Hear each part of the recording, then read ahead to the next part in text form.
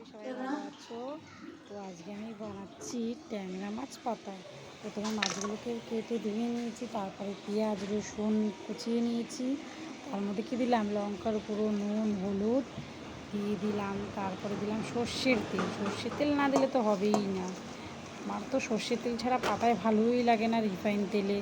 তো দিয়ে দেখো সুন্দর করে আমি মেখে নিয়েছি। সর্ষের তেল ছাড়া মাছ পাতায় তাই কখনো হয়?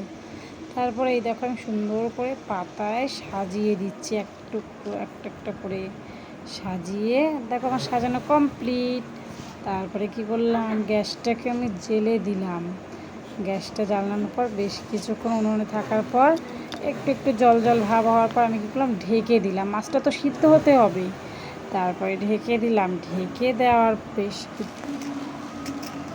এই যে দেখো আমি এবার ঢেকে দিচ্ছি, ঢেকে দিলাম। ঢেকে দেওয়ার বেশ কিছুক্ষণ রাখলাম। রাখার পরে আবার উল্টে দিলাম। উল্টে দিলে দেখো কত জল বেরিয়েছে। এভাবে কি নামিয়ে দেবো? একদমই না, তাহলে কি খেতে ভালো লাগবে নাকি? তো দেখো এই যে বেশ কিছুক্ষণ ধরে একটু ফুটাচ্ছি, মানে কি টানাচ্ছি জলটাকে। দেখো জলটা বেশ টেনে এসছে। এবার আমি কি করব, সর্ষে তেল দেবো। একটু কাঁচা সর্ষে তেল দিলে গন্ধটা খুবই সুন্দর আসে। এবার এর উপরে আমি আর একটা পাতা দিয়ে দেবো।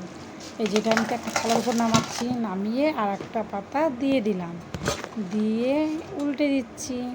পাতাটা উল্টে দেওয়ার পরে এই দেখো কত সুন্দর হয়েছে। আমি একটু দেখলাম যে পাতাটা ছাড়ছে কি না একটা থেকে, তো দেখছি ছাড়েনি। তারপর একটুখানি ঢেকে রেখেছি, তারপর আবার এই দেখো উল্টে দিলাম, পাতাটাকে তুলে দিলাম। এবার দেখো দেখো কী সুন্দর কালার এসছে, খুবই সুন্দর লাগে খেতে। তোমরা বাড়িতে করে খেয়ে দেখো এরকমভাবে, খুবই সুন্দর লাগবে। বাই, আজকের মতো এই পর্যন্ত।